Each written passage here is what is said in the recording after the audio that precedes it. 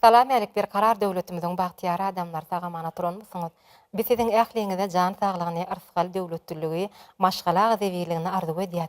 Bizi şeýle parahat watanda ýaşadýan, hormatly arkadaşymyzyň janynyň sag, ömrüniň uzak, tutýan tümli işleriniň ilmidama rowaj almagyny dilek edip, suňgota singen ömürler atly gepleşiňimiziň täze sanyna tomaş etmäge çagyrýar.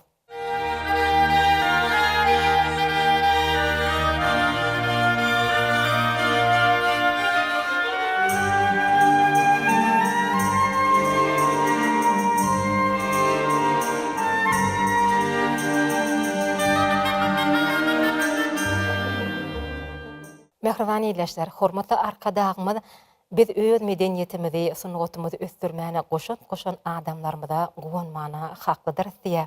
Bizim hormatly arkadaşymyzyň bu aýdallaryndan ogralyp gepleşigimiziň bu gezek sanyny türkmeniň bir kino suňgatynyň, şeýlekem teatr suňgatynyň ösmegine uly goşat Halipa Türkmenistanyň halk artisti Durdy Saparowa başladyk.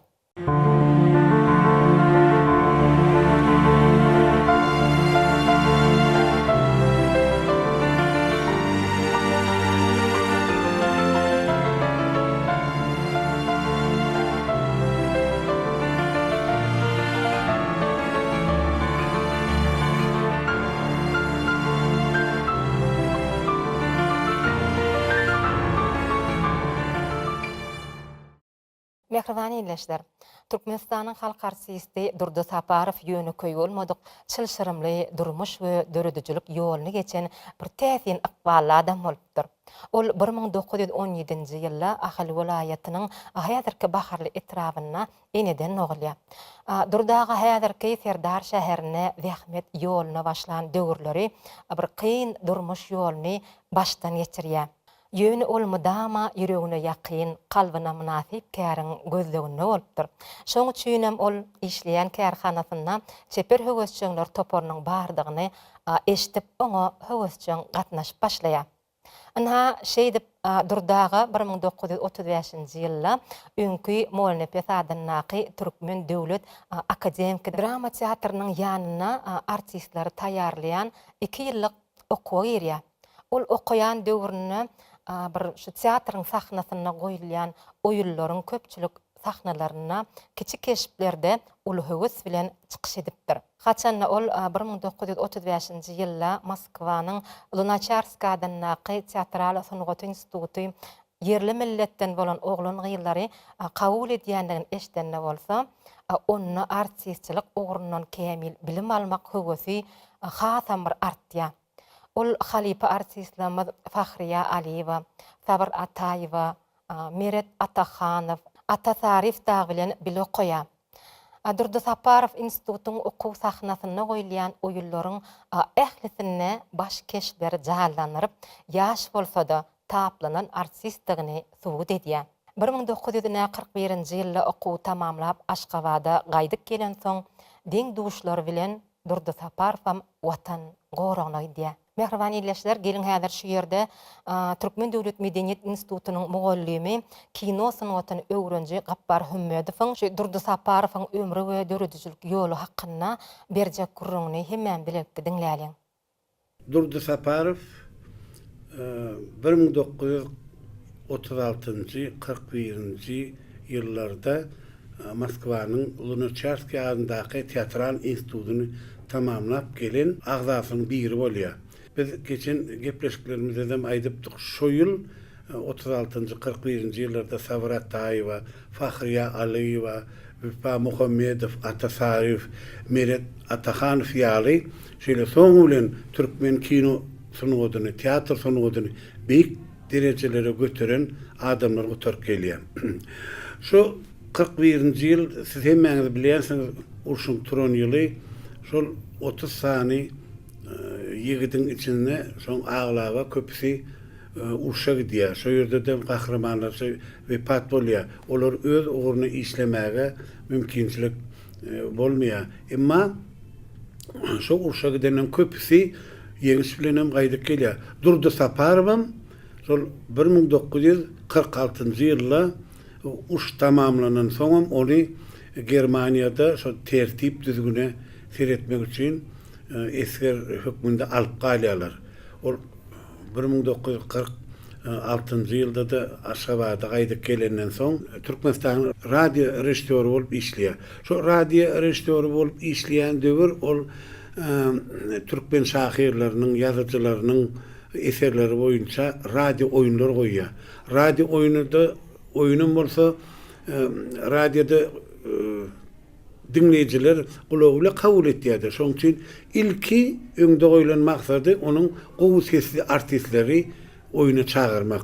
Türkmençäni dürüst gürläbilýän, ýa-ni gürlände de sözleri aýyklap bilýän, düşnükli, şoň ýani artistleri çağırýar. Ol bolsa özüm artist bolup işlän adam bolan soň, şol ogdan gutaran bolan soň Türkmenistanyň ähli teatrlarynda işleýän, zähmet çeken artistler tanıya. Şoň bilen bilelikde de ol radio oyunlara her kahramanyň sesine laýyklykda artistler çağırýar. Durdy Saparowyň radio oyunlary 50-60 ýyl geçende bolsa entegem özüniň gymmatyny getiren o käwagt Türkmen radio ýaýlymlary Durdy Saparowyň goýan radio oyunlaryny eşitdirýär biziň giň tomaşaçylar köpçiligine.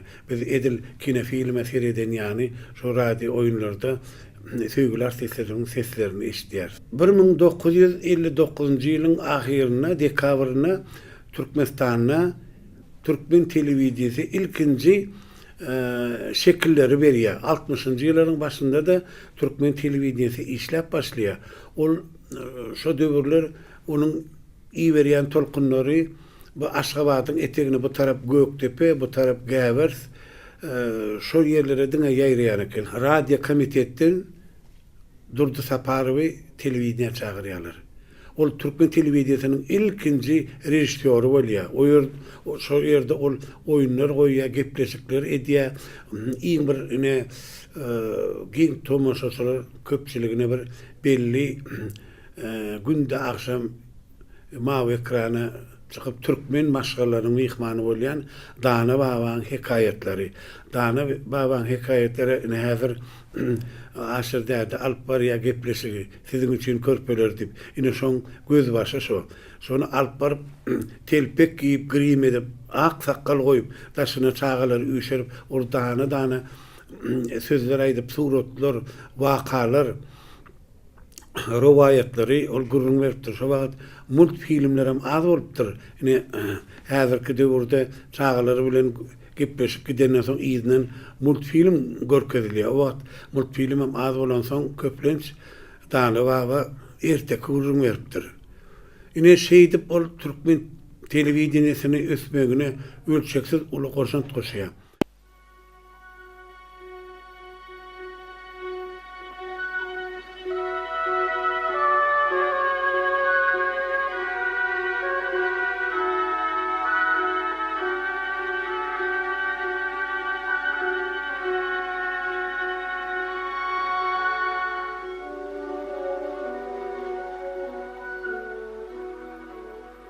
Halmuradyň ejesi Akultan bilen Aşragy ikisi öýde öz oglary hakda gurrun edýärdiler. Kakasy? Soňky wagtlar ogluňa sen edýärmi? Hawa sen edýär. Vay. Mene şonuň öýe haçan gelip gidýändi, haçan iyi biçýän bilýän däldir. Bu bolup ýörşüne işine näil ýetişýär. Ine bugün eme öýde ýok. Hudaý bilsin inne haçan gelir. Wah Kakasy. Gelip ýören ýerine bir iyi biçýärmik. Ay men näme? İyi biçme näme işledin? İyi biçýän bolsa şeýdip gün-günden ere bakyp barmaz ahyry. Aýo Kakasy. Onuň özüň bir sorap görsene. Bir köýlükde osmokladyp soran boly. Maňa aýdan zat bolmady. Aýo Kakasy. Ýa-da otyky öýlendirmänimize gahar edip ýören bolmadyn. Biçim der. Beýle bolsa haýal ýagarlyk urmady derrew sorap gör. Yekedi kırarmızı öz elimiz bilen horlap yören bolmaly.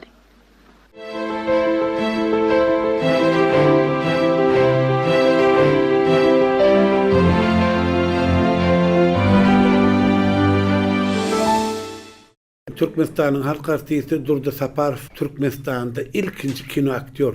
Onun tek Moskva'da okapıyor ka Iosif Heifet'in hükümet ağzası.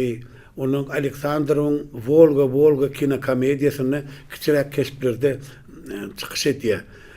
İlkinci 35. yıllarda 36. yıllarda surata düşen filmleri. Türkmen film kino studiyasında bolsa ol ilkinci gezek çağalara niyetlenen Umbar adlı filmde bir küçük keşifte çıkış ediyor. Sonra ol özünü nähil aktörlüğünü giň tomoşalar köpçüligini görkezýär. Beýleki gepleşiklerimizde de biziň diýişimiz ýaly her bir artistiň köp filmlerde surata düşeni onun bir jüpüne düşen keşpi bolýar. Durda Saparowyň iň jüpüne düşen filmleriň biri Maşgalanyň namysynda bir çopan adamyň keşpinde çykyş edýär. Maşgalanyň namysy Allah'ın Maşgalası adlı piyesi esasında Güseyl Muhtarowyň Türkmen tiyatrlarynyň sahnasynda goýulyp giň tomoşaçylar köpçüligiň arasynda gowy üstünlüge eýe bolupdy. Türkmen kinoçylarynyň bir edäheti bar. Haçanda drama tiyatrının sahnasında görkezlen spektakl, oyun giň tomoşaçylar köpçüligiň ýygnasa hemem ol wajyp döwrüň temasyny gozlaýan bolsa, bular alaqatdan kino diýerler.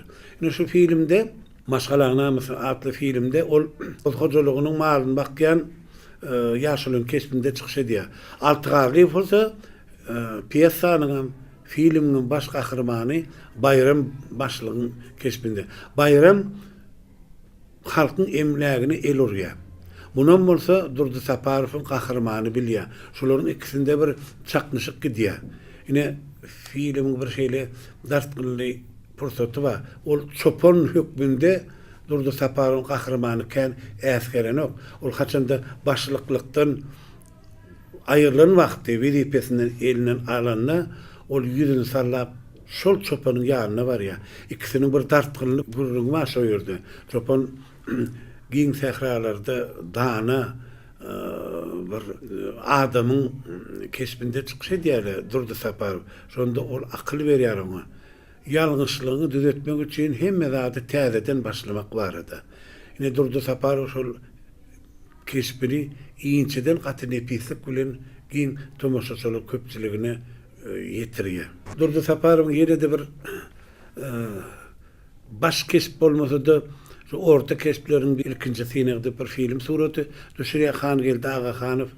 Ine şonu ol zihinnice Oral adlı oğlunun daýysynyň kesbinde çykyş edýär. Orawyň daýysy Ýagmyr Ağa Durda Saparow oýnaýar ony. Şeherde sertaraşçy aýallaryň saçyny bejerýän sertaraşçy bolup işleýär. Oradan bolsa zihinli oglan onuň çeken suraty Hindistanda çağalar arasında bolan Firgide birinci bayraq alýar. Orazy bütün owo bolup Aşgabatda okuwy berýärler suratkeşlik oku jaýyna. Olamasa daýysyny gözläp ýa-ni Aşgabatda gelende salgysyny alyp uly sertaraşyň aýnasy köçä çykýan ýerine ol şo ýerde daýysyna duşýar. Ine şol duşulýan pursatda hakykatdan durmuşda bir zat bolup geçýärde, şol gabat gelen daýdasym gelýär. Aýaly Ogulçahan Mämikowede bolsa o adamsy gelmän soň ýyzyny nahar getirýär. Durda Saparow wagtynda naharlamak üçin soň ol kino rejissöriň ýanyna gelip Han geldi. Ine durdy wagtynda nahar näsen bir 5 minut ara kesme yglan et. Sebäbi wagty diýmese aşgadan beterläp keseli erbet bolmak mümkin diýetýärdi. Şonu Han geldi Ağa Hanow şu adamsyny naharlap oturan Ogulçahan Mämikowany hemde Durda Saparow bilelikde görýärdi. Ssenaryny, ýazylan ssenaryny bozup Ogulçahan Mämikowany ol Türkmen radiosunda diktor bolup işleýän bolýar. Oğulcahan Mämikova. Bile oynamak şoja sahnany canlandırıp, çeperleştirip bile oynamak haýyş edýär. Ine şey dip Oğulcahan Mämikova kino sunugyna gelýär. Onuň ilkinji oynan kesbi. Soňu bilen ýene de Hangel Daga Hanow ýene sahna goşýar, olaň öýünde bolýan wagty yegenini, orazy, ýagmyragy öýüne getirýär, öýünde oynayan sahnasında da Oğulcahan Mämikova olara çaynan berýän sahnasy bar. Ine şey dip Oğulcahan Mämikovanyň soňu bilen türkmen kinosynyň zehinli hem özüne çekici bir täsin aktrisalarning bolup gitmegine şol pursat, şo waka sebäp bolýar.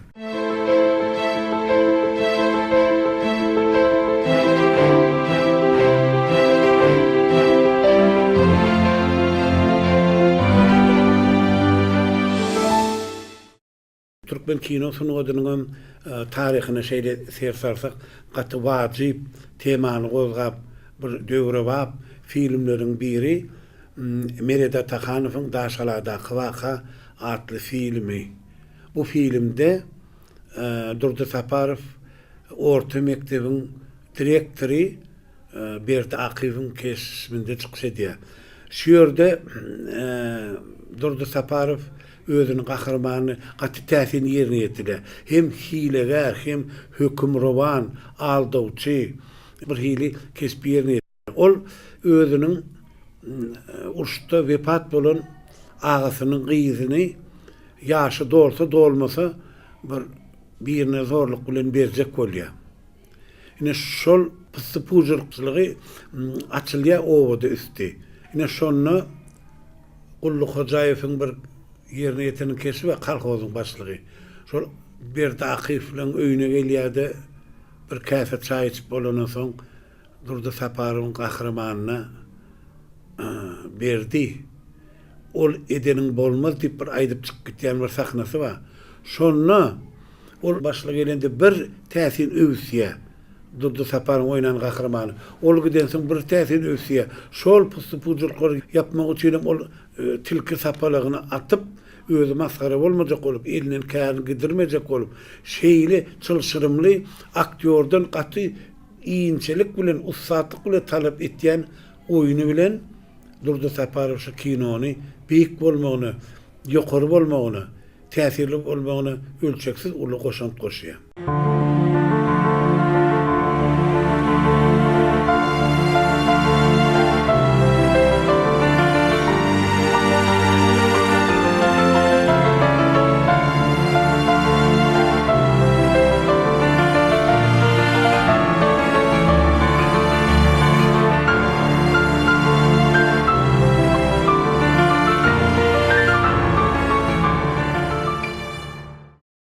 Mered Atahanow Durdy Saparow bilen bir institutda okanyň soň ol hemme filmlerini çagyrýar.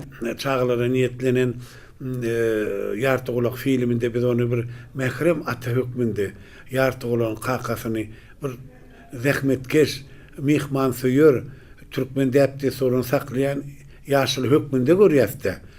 Bu filmde düýünden başgaça görýär. Onuň köp gıranlydygyny, köp taraplydygyny, haýsy keşpinanlasa da çöp düwenýany edip bilýändigini biz Settar Garajaýewiň 1970-nji ýylda Türkmen telefilm studiýasynda surat etdilen Ýuwaşgelin kinokomediýasynyň bilýär.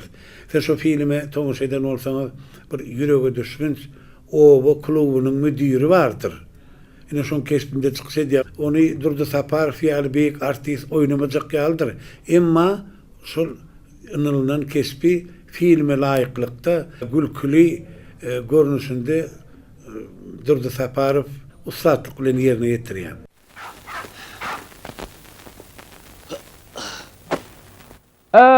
Ben size bir iş bilen gelip ölüm katı kıstagly. Gelece, hana teret, bize bira gelli. Hey, öýde kim ba? Oho, benim tiyatrym üçin hakyky hazina. Ýöne biz bu hakda entek gürleşer. Häzir bolsa gödeligiz. Hani men gündeligimde näme ýazranna seredip göreliň. Şeýlelikde maňa belli boluşuna göre siz bu ýerik Lukman bolup işlemä gelipdiňiz. Eýýam 3 ýyl geçdi. Näsalar bolsa size garaşýarlar. Şunu götüren zat ajaýyp zat. Ýöne gynansak da sizin gaýnyňyza düşünenok. Aýsaňyz, siz biziň saksyn oýunlarymyza bedegi işten edip bilermisiňiz, ha? Men size haýyş etsem. Ey, baldym, bu näme gurlap bilenokmy?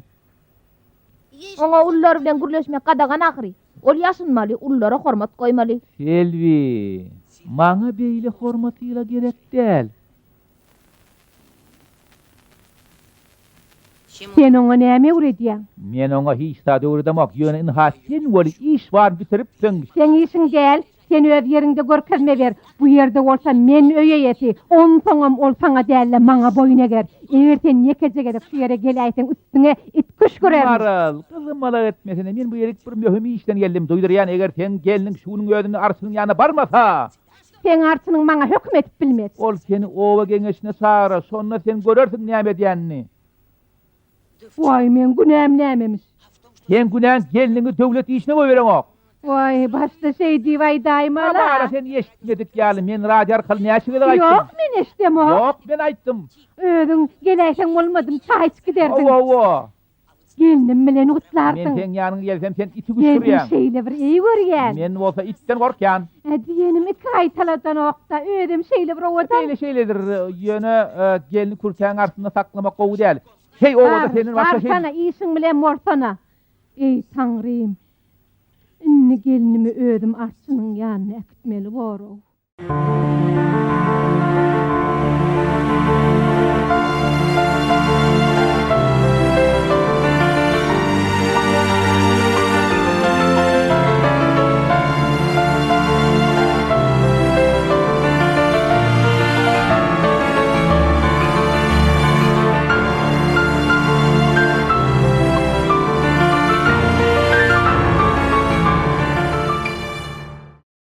Mehriban ýerleşler, näşe Türkmenistan halk artisti Durdy Saparow kinosyny otuny 20den gowrak filmlerde ajaýyp keşipler jallandyrdy.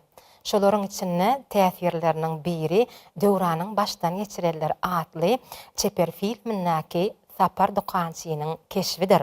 Durdaga bu keşfi şeýle ustadlyk bilen ýerine ýetirip, gahrymanyň gylyk häsiýetini ören ustadlyk bilen takyk suratlandyrmagy başarypdyr.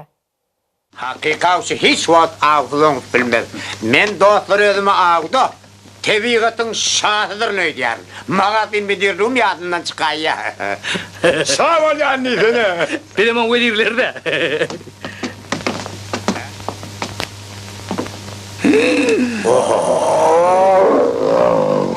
Hey warlıklar.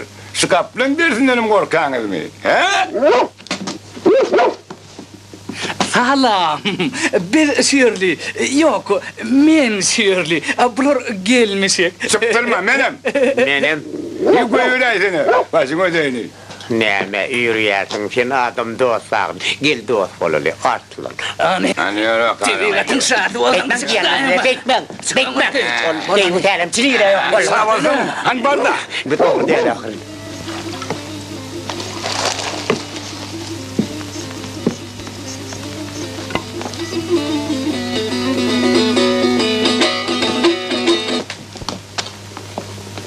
Ha, ýalar. Älemsi gele diýdi. Ha, teýahir geldi diýene. Sana näme bol? Ýalar. Ine gördüňmi? Ady ýol bar eken. Sen osa gaplan, ýürege düşdüň. Ittirde näme diýeňden? Yalvar. Anany çağırıp gör. Yalvar. Git ýok. Salam aleykum kadrly mehmanlar. Öýe girin. Biz oýada oýunyna oturduk. Sağ ol. Senin hormatly ýolbarsyňyz sebäpli. Dagurda bol. Aýtsaňyz da o tarafa nähil geçip bolar kana? Otada aw gadagan. Oýer goralya. Wak bide geregen şoda. Senden nämenin qadaganlygy? Nämenin qadagan näligi soralanak, sen bize geçilgäni görköz.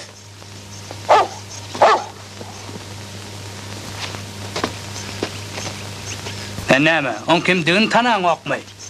Otyky artmaga diýen müdirary. Kim bilen işler sen bilýärmiň? Dagurda bol.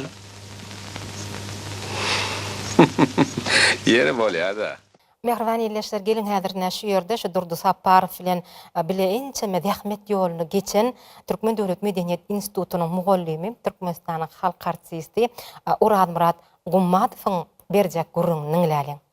Durdy Saparow hakkında hökümet açılanına Nemşindir Durdy Saparow'a ullarym, kiçilerim, işdeşyorlaşlarım, hemme kişilerim, ömürlük yan yoldaşı Olcahan Memikova, şolam hemme kişi Durdy Saparow diýip dönýärler. Durdaga diýen aktar, nähili ýaşylyk ömrüniň soňky ýyllarynda da şoňa Durdaga diýen aktarda uly kiçi hemme kişi şol ýanky Olcahan Memikova çenli hemme Durdy Saparow diýerler. Men öýlerini Durdy Saparow'yň ýyzynyň baramynda şol beýleki ýerlere surata düşmäge filme, kino gitmeli bolamazda bilerek gitmeli wagtymda öýlerine baryp şolardan kän gelip öýlerinden bilet urardyk. Sonra men hayran galýadym. Fransa ýyl ýaşan, ýoldaşam Olcahan Memikova da Durdy Saparow diýip bilinýärdi. Ol sypaý adamdy. Çakdan aşa sypaý, hoş gılykly, hemişe güler yüzlü, yüzünden mudama nur yağıp duran, şoňa näçe şoň sypaýçylyk derejesiniň gaty ýokary derejede bolan sebäpli, şoňa uly hormatdan Durdy Saparow diýip hemmeşi dönýärdi. Köp ýerlerde şol aşwatdan çetlerdäki filmleň suraty düşürilýän ýerlerine gidemizde köp adatlarda bilerek bir otogda ýaşardyk. Bir gedek şol mehmanhanaň otogyny uruş hakyndaky filmden birine tomaşa edip oturýar. Teleýaýlymda. Ondan soň men şo birden bir zat ýadyma düşdi. Şo Durdy Saparow'yň şo ikinji jahan uruşuny geçen uruşda 5 ýyllap söwüşen watan gorogyny ödüm şu uruşun bir pazigaly ýoğu derlerini söwüşen.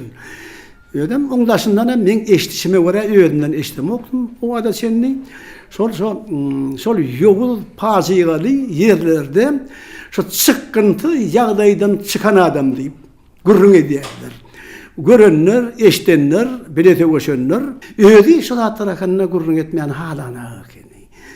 Ona menen yoşuk ben dedim, Durdy Saparow dedim, şu film berdim. Şu dedim, köp adamlaryň şu uruşy gören adamlaryň pikirine görä, şu uruş hakyndaky filmlere bir hidi gögün etmejek bolýarlar dedim. Olam aýtdy, o näýe gögün etmese sebäbi näme dedi. Ay sebäbi dedim bir hidi uruşy görmedik adam, uruş hakynda film goýsa, alfa bir hili içinde bir hakykata gabat gelmeyen, şu ýagdaý ýagdaýdan gabat gelmeyen käbir ýalňyşlar göz görtede görnýär diýip gurrun edýärler dedim. Siziň pikiriňiz dedim, nähir dedim. Iňiş bilen oba ýurdumyzda dolanyp geleniňiz hakynda bir topar rowayatlar bar dedim, ol güllü de aýtdy. Ay rowayatlar dedi. Adamlar bir hili üstüne koşaýarlar diýdi. Onlar Ullohan diýdi. Rowayatda bara men diýdi, Ullohan deden radım ýok diýdi. Ýanky soruňy diýdi. Oň aňartynda bir hakykat bar diýdi. Men pikirimçe diýdi, men emini rejissor, aktör bolanym sebäpli diýdi. Eser döredýän dörözlük şahsiýeti döredýän eseriniň diýdi, ýedi arkasynda ýetmeli diýdi. Bilmeliler, öğrenmeliler. Hemme taraplayın öğrenmeliler. Ilmi ve beýleki köp taraplayın. Eger şu zatlarda täwirlik gitse, elbetde diýdi, onu hünermenler bilerler diýdi, täwirlik diýdi. Şoň üçin menem diýdi, käbir halatda da goşulýan diýdi. Şol görmedikleň uruş hakynda döreden, uruş hakyndaky kino eserleri ýaýadan zatlar hakynda şoňar täwirlik görnýär diýdi. Ondan diýdi näme hemme kişi diýdi, onu görüp diýdi, uruşy adam görmedin diýdi. Şo gizlik täwirlik bolsun, onu görmedin, ondan uruşy görmedin diýip. Şoňa bir gowy gurrunlar ederdi. Biziň öýümizde men aýalym Şagadar Lukmany bolup işlän. Bir men öýde oturdum. Öli gapy kakylly bir tane adam öýürdüler. Öýürdüler. Ay menem elim gaplarynda bir gyzaga şagalarny girdiler. Otomobil geçdim de kendi ünitemlerim ben birden ýanky ýerden Durdy Saparow Oğulcan Memikovan sesini ýaly bolgulyma. Sebäbi Oğulcan Memikovan sesini Dursaparsın sesini hiç adammen gatışdyrmak mümkin däl. Benim bir kulağımdan men aňyrky öýde oturganda seretdim, bol Dursaparsyn Oğulcan Memikowa. Öýmedi. Menem birden geldim, göremden begenimde bardym boly. Bular meni gördüler de aýtdylar. Biraz bir sen ýarla diýdiler. Hawa men diýdim güllimde. Olam aten näme bayra diýdi. Vay men öýüm diýdim. Vay şeýleme diýdi. Bir maraljanan onu gelinim bolup çyka diýdim bol. Diýdim. Öýdüm gaty köp gaýalaryň içinden diýdim saýlap alan gelinim şu diýdim. Muňa da herledik güller. Sonra ýanky elinden tutup getiren gaýyjak adam şu öz çağıjyklary bir ýaraksızlyk bolup durdy. Ertesi maralyň iş wagtyna da hoglup durdy. Ay tanan taňyr bilenden gelen ekenler dedim öýümizde. On görüp oturdak ýanky eline turan gaýyjak olam Nurzahan Sapara bolşykdy. Inni berde görýänmi? Şol adamyň aňyr sipirnat wada berdi. Inni ýanky Dursaparsyňa iň gowy insan gymmatlyklary Oğulcan ýany ýoldaşy Oğulcan Mämik jemlenşi. Soňdan biz görüp otursak Nurcahan'ın edir ecezi, kakati, yali, şu insana verilýän iň gowy insan gymmatlyklary jemleýän bolup çykdy. Anna şondan Dursaparsyn Oğulcan Mämikewen men aram hatam ısnışdy, hatam olaram beni öýdürdüň, şagadary ýaly Orhan Muratjan, Maraljan näme görenlerinde kina studiýada duşamda, surutal näme duşamda. Men taglygym toraman Maraljan'yň taglygy näme? Maraljan doktordur da taglygyny öýretmer bolýar, dedim gülýärdir, gülşýärler. Ana görýänmi? Durdy tapar şakyna näçe gürlesen gürläp oturmaly. Durdy Saparsyn belent adam kärçegi ol wagtnamasy gymýar. Çünki käbir inçe gowy häsiýetlerini ony sözi bilen suratlandyrmak mümkin däl. Ýörejlik meseletini Durdy Sapars ol uly mektebi geçen Moskwada Meret Atahan ýaly, Atatary ýaly, Anurwan Efendiw ýaly, ona Sabora Taýewa ýaly sunuwadyň äpetleri bilen Moskwada uly halipalaryň öňüne beýik mektepler geçip gelen. Ýöne hem şundur ol ömrüni radio rejissörlüğüne bagş etdi. Durdy Saparsyn radio ýaýlymda döreden köp radio oyunlaryny, gepleşiklerini gaty kendiňledim men. Halk on oyunlayan radio oyunlaryny, gepleşiklerini garaşardylar. Öýdem oýnardy. On öýd oýnan döreden keşipleri radioda. Döreden keşiplerim on setini bir dinleyen adam eger ýadyndan çykarsak aladasy ýok. On öýdüne maksus hiç kimi miňlemeýän gaty ses bilen, ýürek bilen köp duýgulary beýan edýän sesi bardy. Ol köp filmlerde düşdi. Käm filmlerde düşdi. Öýdem ýanky belleşim ýaly şu düşen filmlerini, döreden keşiplerini ýene-de şu köp artistlere ýetdirmeýän öz boluşluk bir zat bardy. Durdy Sapars biziň aňymyzda tomoşaçylaryň aňyna bilen pirimçe hemişe ýaşar diýip umyt edýän.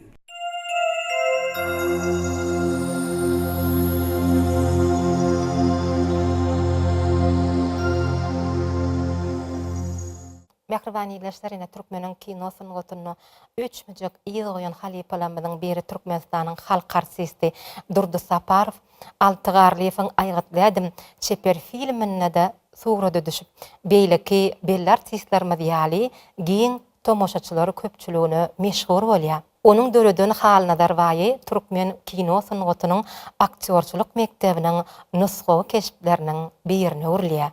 Mehribany ýerleşlerine kino rejissör Halipa Altygarlywyň döreden aýgatladım çeper filminiň ses rejissöri Sapar Molonýazow şu wagt Türkmen Döwlet Medeniýet Institutyny biziň gelecekki medeniýet sunugat işgärlerimizde bir ilim bilim berýär.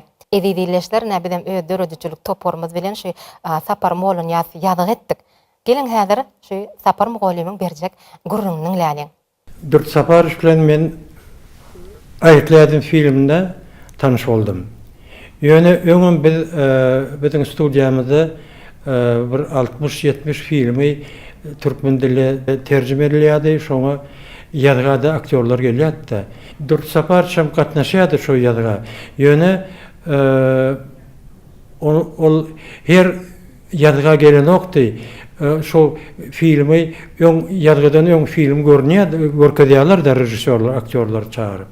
Şu öýüne bir ýaryan keşip bolsa, şonda gelýärdi.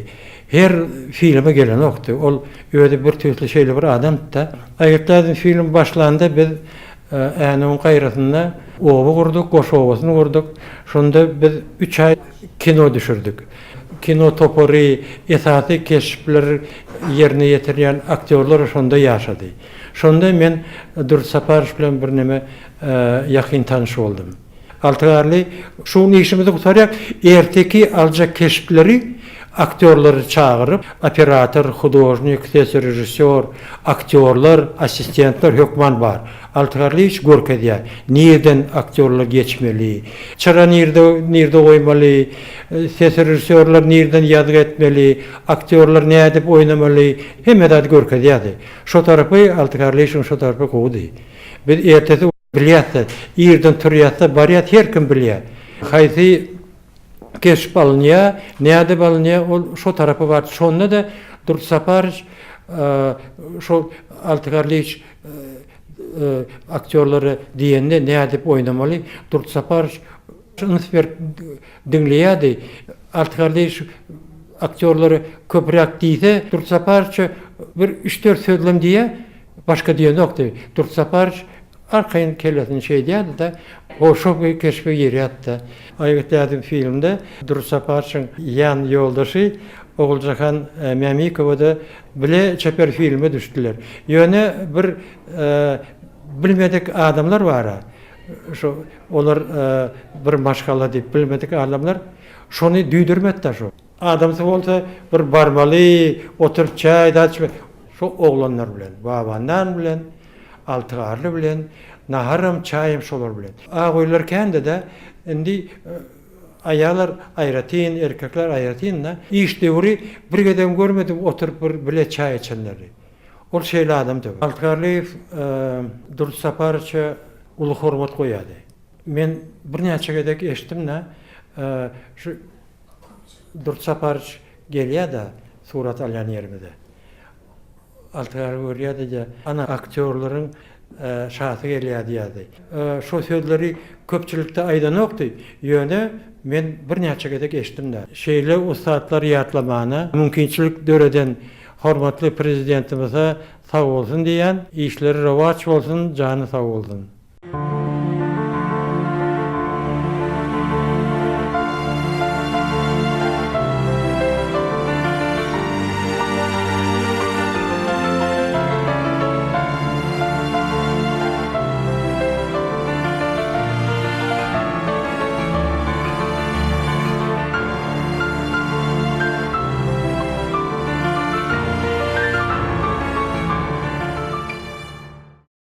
Mehribany ýerleşler elbetde şu adatça gülkülü keşiplerde çykyş edýän artistler öz oýnaýan gahrmanlaryny has gülkülü oýnamaga çalyşýarlar.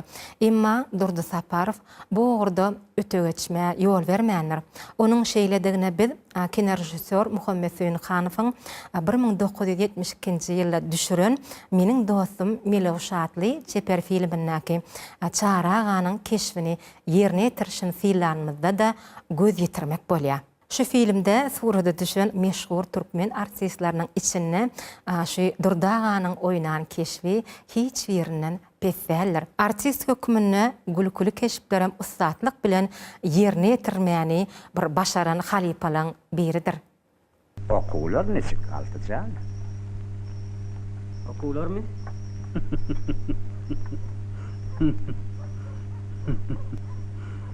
O hiç ýerde okanok.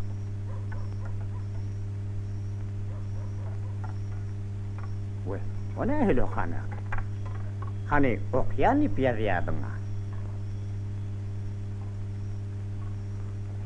Yadı. Ehli darlaptır. Kovan kurtulu bolly. Yıkıldım.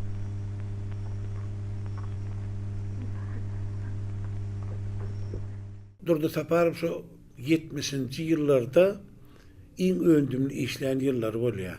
Türkmen Film Kino Studiýasy bir täsin filmleri surata düşürende ähli kino rejissörler onu surata düşmäge çagyrýarlar. Sebäbi ol berilen keşpi umuman radioda, telewizionyada rejissör hökmünde bolandan soň, onu ýokary bilemen bolan soň, ol oňly işlemegi rejissörler gaty gowurtdyrlar. Okumaly ssenariýny berýän, ertesi eýýäm nähil oýnamalydygyny oňa öwretmek gerekkä. Durdu Saparov taýýarlyk bolup gelipdir. Ol kıyın düşmändir rejissörler. Şonuň üçin onu köp çagyrypdylar. Mysal üçin Mahtum Guly filminde de kino rejissör Altıgalif onu Nazar Aganyň kesbinde görkezýär. Onu Muhammed Hüseyin Hanow men dostum Melehuş filminde çarynyň kesbinde ol kino komediýa şu ýerde kän artista surata düşýär. Şolaryň içinde bilelikde ol Akmurat Bäşimowyň oýnaýan oňdogany oýnaýardy Bäşimi. Durdu Saparov çaryny oýnaýar. 6 diýip bir doganlary bar, olan bir ahal tekebedewlerine aşyk bolup şol hojalygyň şol aty satjak goýar, onu sattyrman alqaçyp bola goýlyk bolup aýdymly fazla şeýle filmde. Ine şonda ol hiç kimke meňzemeýän bir paýhasyjy ýaşalygynyň adamyň kesbini usatlyk bilen ýerine ýetirýärdi. Ondan soň ol Gyzylgum Özbek Film Kino Studiýasyny Mukamyň syry ýaly filmlerde oýnaýar. Bir Mukamyň Altıgalif'in Mukamyň syry filminde Durdu Saparowyň ol bir çopanyň kesbinde çykyş edýär. Film başynda görýär. Pushkin teatrının artisti Krasnopolski Türkmen topragyna 20-nji ýyllarda sazyny öwrenmek üçin gelen Uspenski diýip sazşynas bolýar. Şonuň gelişi ol çopan goşunda düşläp ýa-ni owa bar ýaka. Şoň bilen gurrun edýär, men şuň ýaşan sazy öwrenýär diýip. Çopan şonuň gowy niýet bilen gelendigini bilip çopan goşunda gizliýär. Onuň oň ýanyna gelýärler, ýa-ni bir del adam gelipdir. Kim gördüňmi diýip, ýok diýär. Sen kümäňde bolaýmy sen goşuňda diýip, ýok, maňa nanaň ýokmy? Musulman adama diýip, ol şonu gorap saklýar. Sebäbi ol Uspenskiň nähil niýet bilen Türkmenistana gelendigini, ýaxşy adam gowy niýet bilen gelende türkmeniň gowy häsiýetiniň bardygyny şol öz gahrymanyň üstü bilen kino tomuşaçylary açyk görkezýärdi.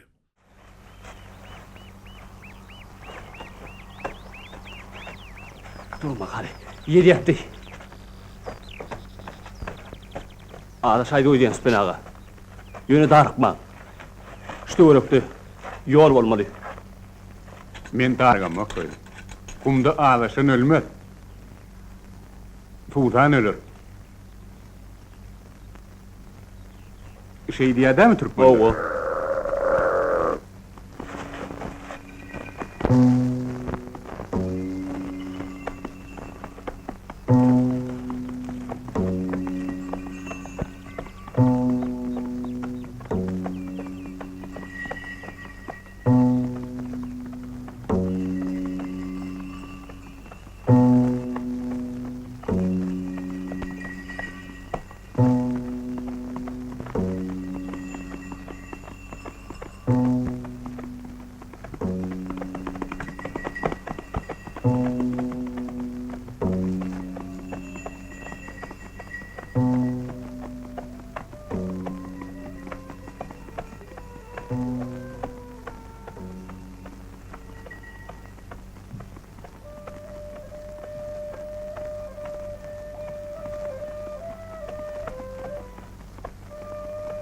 Toyli.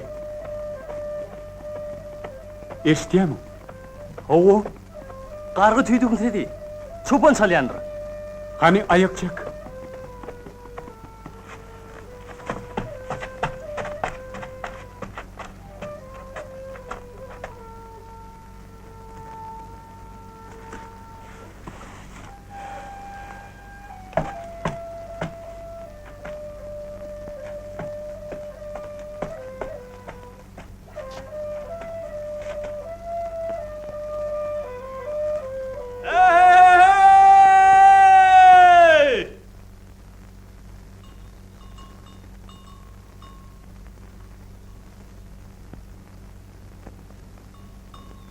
O işe diýeňiz mazary. Men ömrüm şukumyň içinde geçdi. Orta adamsy, söýlese köp. Türkmen sadyny gözler diýerler teýinenjak der. Uspen ağa sen tüýdüň aşyk. Çalyp ber bir keň. Ol kagyň ýüzüne ýazak diýe. Ay ýok. Hey sadam kagyň ýüzüne ýazyp barm. Howa, çynym.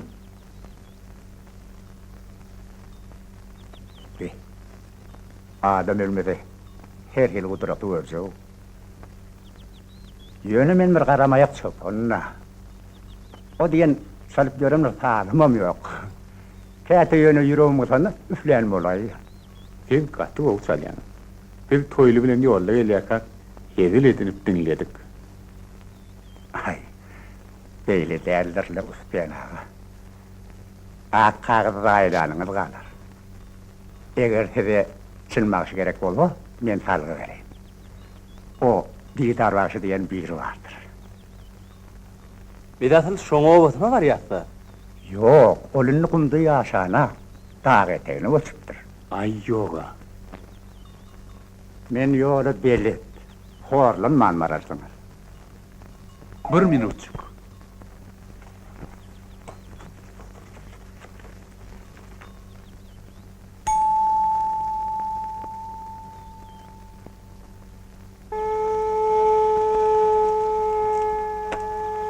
Men size pähil vermeyin.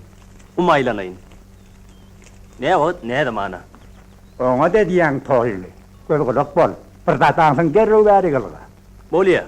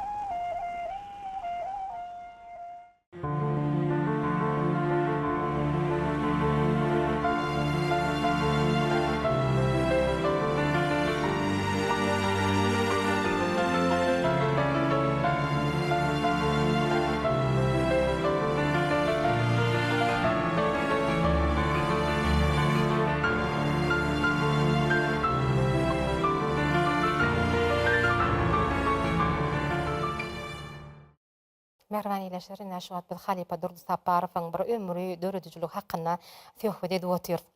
Kine rejissor Kakaw Uras Sahetov 1973-nji ýylda ýazyjy Berdiker Babaýewiň Şadiýan Dogollar Jappaklaryň durmuşyndan bir gurrun berýän filmini surata düşürmäge girişende ol hileger ýalak baýyň keşfini Durdy Saparowyň ýa. Artist bu sahnalarda hem öz gahrymanyny durly hereketler bilen berip bilipdir.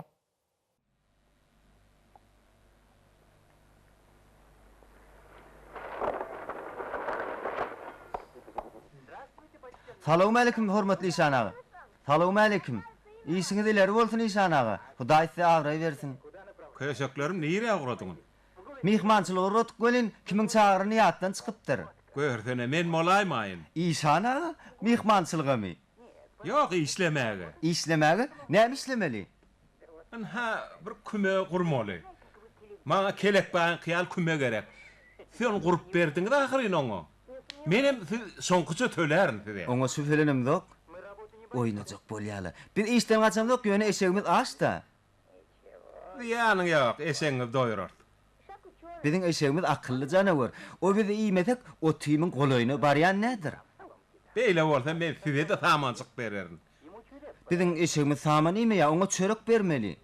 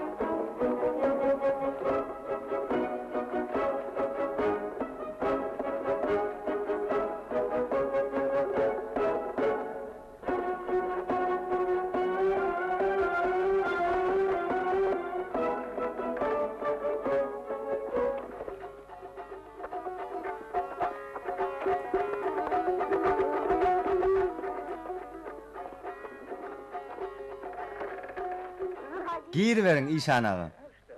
Yer bolýar, tüweleme oglanlar. Allah höň rahmetine we munapip baha berer, çapbaklar. Goý Allah siziň eliňiz bilen bersin ne? Ay, garşylygym ýok. Goý gepleşsimiz ýaly boldun. Ay näme bize galan işiň mehetdeli bolmadyly? Ene alyň rahmetiňiz üçin. Mehriban ileşler biz hötdeşligimizde Türkmen Döwlet Medeniyet Institutunyň halypa mugallymy, Türkmenistanyň halk artisti Elmurad Bekmiýewiň berjek gurrun bilen gepleşigimiz dowam edýär. Bizim hormatly prezidentimiz halypalyk, şäherlik ýoluny ören ümsürýär. Bu bolsa biz üçin gaty begençli, gowunçly.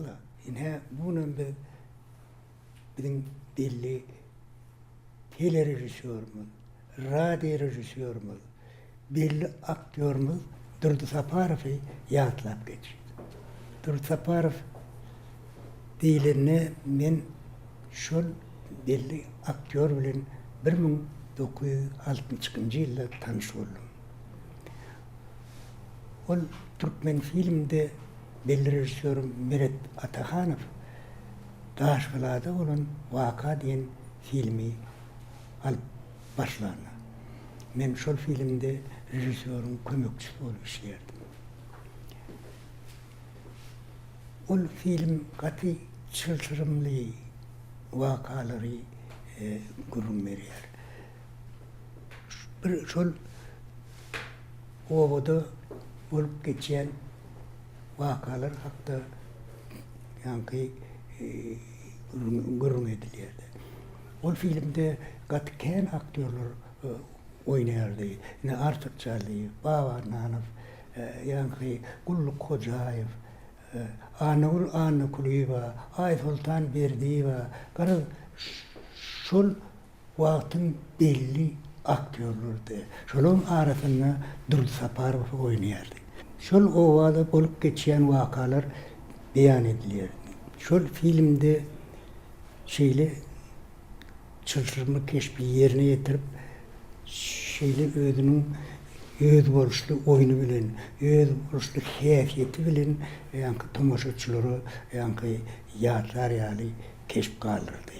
Benim ikinji tanışlygym Durdy Saparow bilen bütün ýa-ni Türkmen halkyna belli bolan Aýatly Ädim filmi. Durdy Saparow şu filmde Halnadar baýyň keşpini ýerine ýetirdi. Ol keşp diýen agyr keşdi. Onuň şol filmde ýa-ni hareketi, şol filmde özünü alıp barışı şeyle bir təsirini. Ol diýsem, ýa-ni şol atamyň önüne dağda men şinniýde çenini şol Tursaparyň atamyň ýaly şol filmde şinni şol ýa-ni göremok.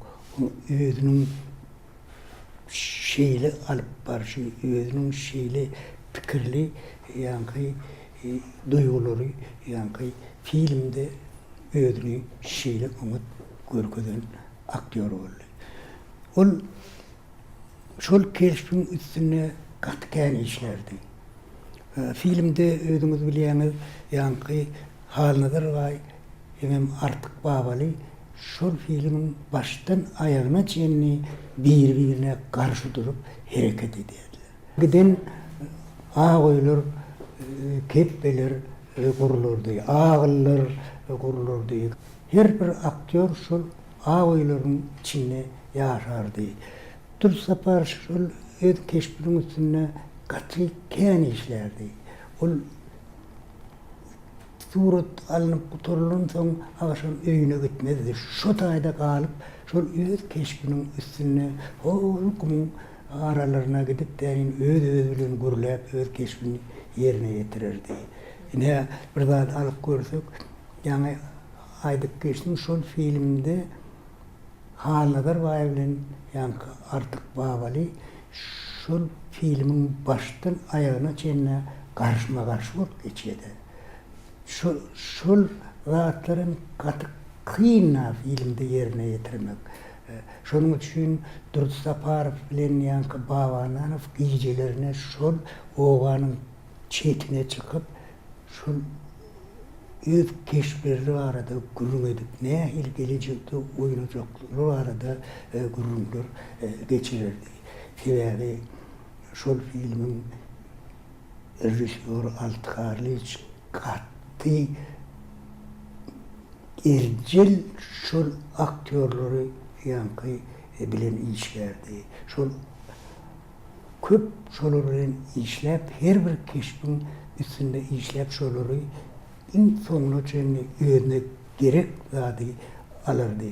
Şoň üçin hem aýyrt dädimizi, göremizi bütün halk gowrda onu her bir keşf şo taýda pes oýnayan keşf ýokdur. Ol bizim şol belirleşim Altgarlyň ýa-ni özüne bolan talaby ýa-ni ýerine ýetiren zatlar bolup geçýärdi. Şonuň üçin şol Dursaparyň Halnazar Gaýam türkmeniň amyna galan ýa-ni keşfberdi. 1973-nji ýylda Ýartolak filmini ýa-ni Muhammed Süýünhanow alyrdy. Men ondan ikinji rejissor bolup işlerdim. Ne şol Ýartolak filmini Dursaparow garyp bir daýhanyň keşfini ýerine ýetirdi. Onun aýaly bolup oýnan bolsa bizim belli aktrisamiz Sabra Taýewa. Şol iki äger aktör bile bolanyny biz bilýärse nähili keşfin dörejegi. Olaryň hersiniň bir özüniň uğru bar, özüniň ýa-ni alyp barýan ýoly bar. Şol iki ol şeýle birip, şeýle bir uly keşfler döreýärdi. Men Dursaparowyň şonu oýnanýan keşfini şinni-şinniden ýatynda çykaryp bolanokda. Sebäbi onuň oýnaýşy gaty beýikdi. Beýik aktör, beýik diýmek. Dursaparow näme köp filmlerde keşfler döretdi. Onuň keşfleri ýa-ni Aýdyk Keşdi gaýgatladım, ýa-ni Aşgarada bolan waka Ýartolak, ýa-ni ýuwaş gelin döwranyň başdan geçirmekleri, Meleguş, şular ýaly keşfleri köp döretdi. Şol keşfleri oýnap gatken keşflerde, emma şol filmleri seredende şol keşflerin hersi öz boluşly aýratyn keşf bir-birine meňzemeýän keşfde. Şeýle ussat aktör diýip Dursa parçayı deliyenine katı güçlü katı değil aktıyor. Men häzir Türkmen Devlet Medeniyet Institutu'na kino rejissura hünerinden tapak berýärne. Bizim şu taliplerimize, şu haliplerin yollarını, dörüden keşiflerini, şoň özlerini alıp barışy barada gurrun berýär. Dibe olan her bir öz oluşur mektepde şoň üstünden şu bizim taliplerimiz geleceği öğreniyor, sunut yolunu öğreniyor. Şolar hemmede düşünürüp de şolara sapak berýär. Bizim hormatly prezidentimiz şolara uly üns berýär. Medeniyete, sunuta uly üns berýän hormatly arkadaşymyzyň jany sag bolsun, ömrü uzak bolsun.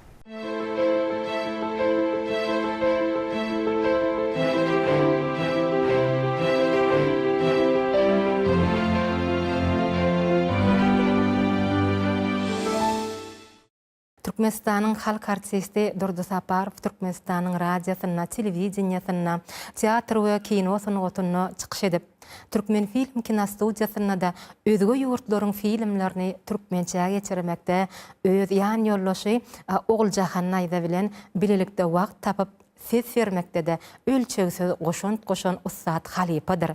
Durdaganyň hiç kimin kämeňdemeýän täsin sesi bilen dünýä kinosynyň meşhur artistleri türkmençe gürlediler. Mehriban ýerleşler elbetde şu çeper filmlere ses vermekde de, terjime etmekde de ullukan bir ustadlyk gerek. Şoň üçin men şol Ustad Halipalarymyzyň biri şu Türkmenistanyň halk artisti Durdy Saparow hem şol ýerde ençe ýyllap zähmet çeken adam.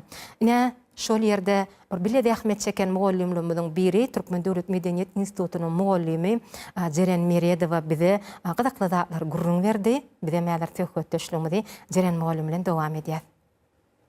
Bir döwürden hem öňki Altygarly Fadynak Türkmen film kinostudiyasyna işlän döwrümizde biziň dublyaj studiýamyz bar. Ol dublyaj studiýamyzda biziň iň ulugy artistlerimiz Aman Gurbanurdiýew, Atalygow, bir Aman Bayrammerdiýew, Murat Berdiýew, Akça Jumadurdiýew. Şol adamlar Sabra Taýewa, Nuriýe Gutluýewa, olaryň hemmesi diňe özleriniň kämilleşiň iň soňkuny, sunugatyna ýeten adamlar däl.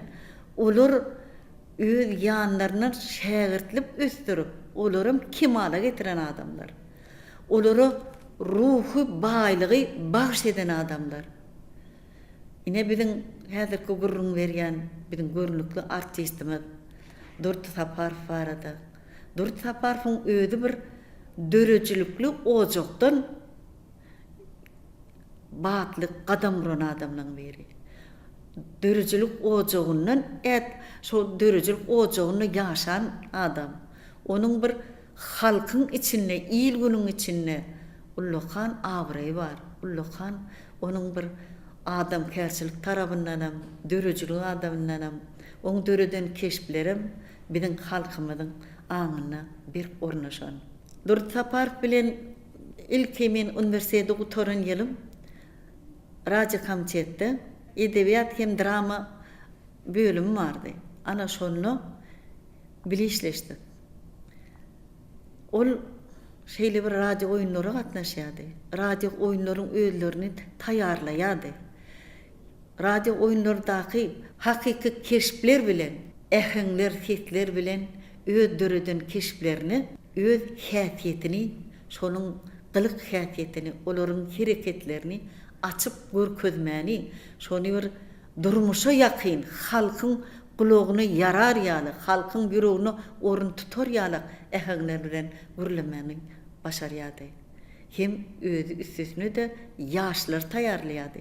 Ýaş artistleri ýokary hujaýlaryna gutorup gelen artistlerim özüne çekip, şolary bilen hem deň işleşip, şolaryň hit ähenglerini, hitleriniň mehirligine, mulaýymlygyna ýa-da bir gahar gadaply hereketler oýnaýan keşiplerine de olaryň şu durnukly kalbyna guymany başaryan adamdy.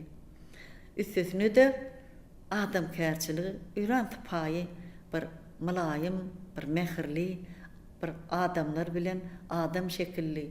Ul adam bilen ul adam, kiçi adamlarga ýaşlar bilen şolar bilen işleşmän başaryan adamdy.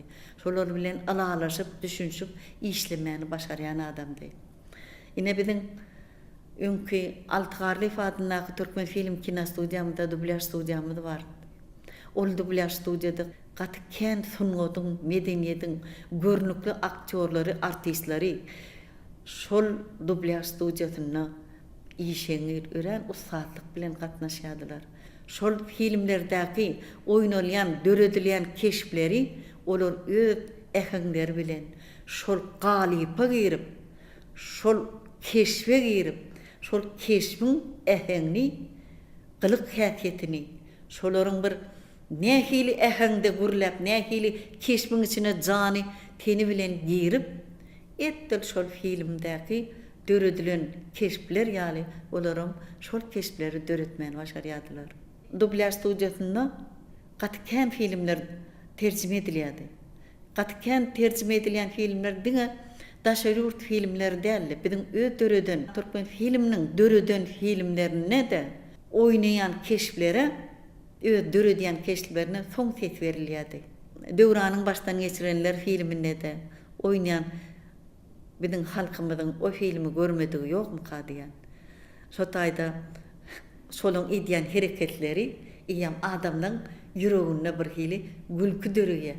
Şo taýda bir adamlara gülkü paýlaýar, şatlyk paýlaýar.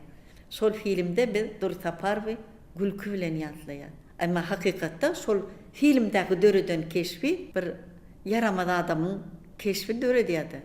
Öz döredýän keşplerini bir halkyň kalbyna galayjak keşpleri döredýän adam. His berişinden görsediňiz, olar şeýle bir yürekleri bilen ýapşýardylar. Yürekleri bilen ähli şol keşfin durkuny, şol duýgusyna, şolaryň bir her bir aňyň hereketine, şolaryň bir çuň manyny aýdýan sözleriniň içine girip, şol keşpler öz döreden ýalyk bolup oýnaýardylar. Türkmen filmiň önümde bolan olardan emeder hat dörüjülük çemeleşýärdiler. Sebäbi olar sungaty berilen adamlardy. Olar sungatyň, medeniýetiň naýbaşy adamlardy. Üstesine de adam kärçilikler gaty beýikdi. Olar bir-birlerini bir ýitirip tapan ýalyk bolup gürleşýärdiler. Bir ara ketme wagtlaryna hemmesi gülüşüp bir taçakdan çörek ýýärdiler. Bir-birlerini men şo zatlary öz gözüm bilen gördüm. Şolaň aratyna men şolar bilen işläp hat beter kämilleşenme gaty begenýär.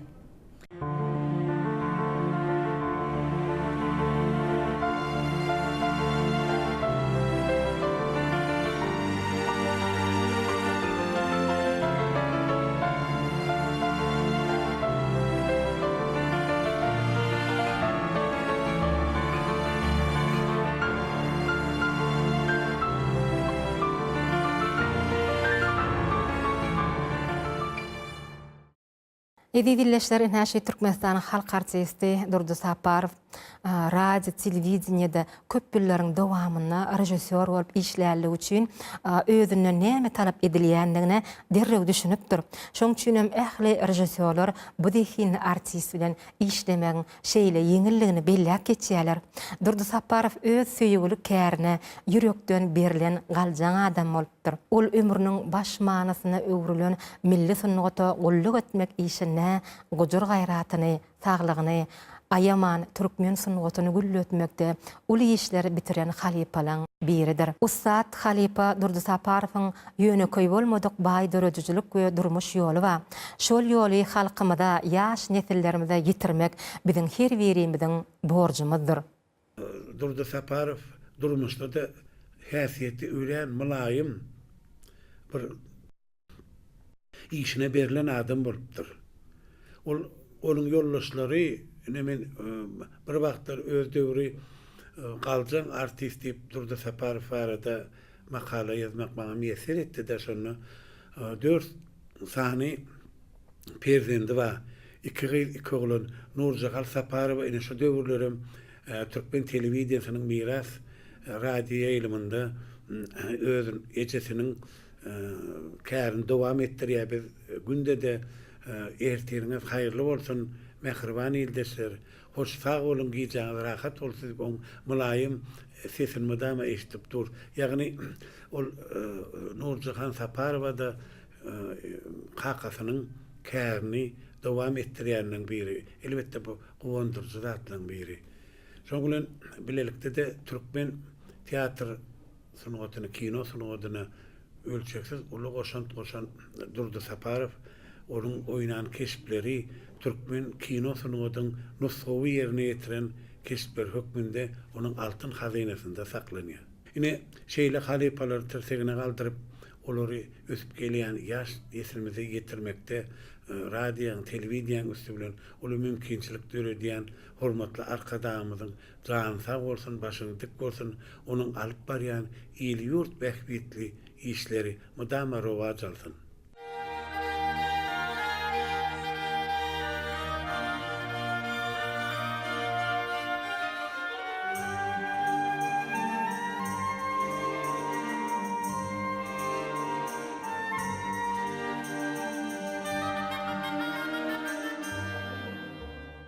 Ine mehriban ýerleşler, biz ine şu gün Türkmenistanyň halk artisti Durdy Saparow ýatladyk.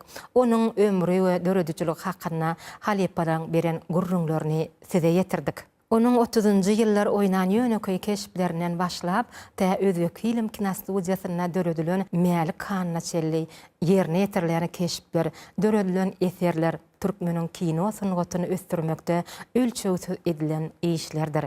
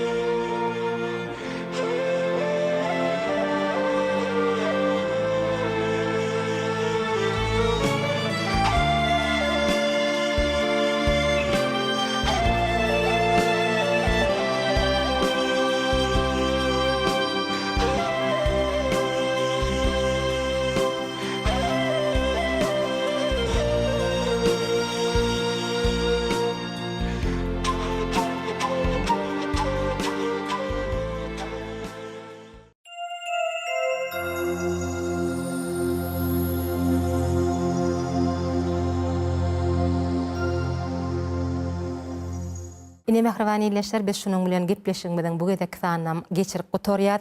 Egerde biziň gepleşiklerimize aýtjak ýa bolmasa diýjek bellikleriniz bar bolsa, onu biziň gepleşigimize hatysy ýa-da jaňy bilen ýetirip bilersiňiz. Mehriban ýerleşler, biz sizden geljek hatlara şeýle hem jaňlara garaşýar. Mehriban dogullar, biz siziň ähliňizde jan saglygyny, arsgal döwletdiligi, maşgala agdybirligini arzu edýär. Bizi şeýle parahat watanda ýaşadýan sunugatymyzyň hak kowanlary, arkadaşymyzyň janynyň sag, ömrüniň uzak, tutýan tümli işleriniň ilmi dama rowaj almagyny dilek edýär. Hoş sag bolun mehriban ýerleşler, ilmi dama toýlarda, bayramlarda görüşelim.